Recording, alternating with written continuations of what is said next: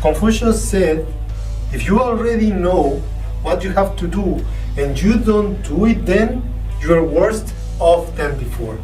Mahatma Gandhi said, almost everything you do will be insignificant, but it is very important that you do it. Belief is truth held in the mind, faith is a fire on the heart. Hello, I am Juan Navarro, this is Advanced Quality Programs, and I invite you to explore the concepts and philosophies of quality to apply them to our lives.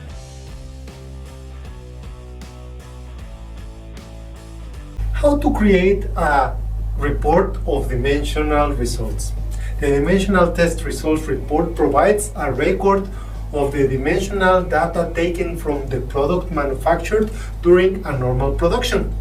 The first thing to do is to have a drawing of the part to be measured, and it's necessary to have that as a reference. This will be used to mark with balloons the locations where each measurement will be found on the part, and later use this to find them listed on a complete list of the measurements in a report. The dimensional reports must include the following points to be correct. Dimensional results for each unique manufacturing process. Actual measurement results of all dimensions, features and specifications as indicated in the design record and control plan.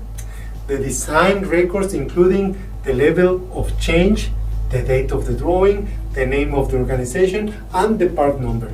Identify one of the measured parts as a reference or master sample. In general, these requirements are met including a bubble part drawing and a spreadsheet that incorporates all the dimensions, specifications, and test results. The manuals for the approval of initial samples do not specify how many parts should be inspected. However, the acceptable industry standard regularly is 6 pieces from the first batch, but it doesn't have to be the first 6 pieces, and it doesn't have to be the first part, the one master sample that you will give to your customer. These details should be always agreed with the customer before making one report and the approval. Remember to confirm the following information before you extend your report. First, you have to indicate the element number that corresponds to the part drawing. Remember, dimensions, specifications, and limits should be explained.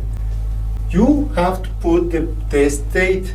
Also remember to have the quantity of part tested, the results for the parts, and where the measurements are to be found, indicating the sequence.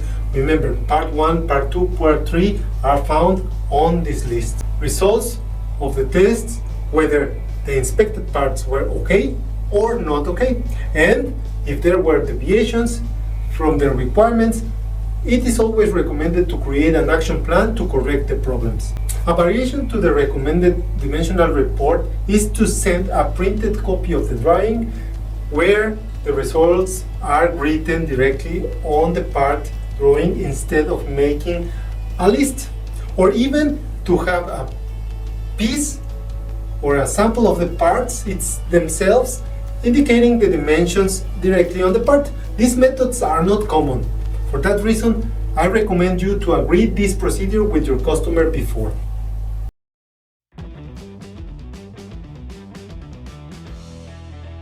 That was all for this week. If you enjoyed and liked the video, don't forget to hit like, and I will appreciate all of your comments and your subscription to the channel. I leave you with a quote from Plato: better a little which is well done than a great deal imperfectly. Don't forget to hit the bell, and see you next week.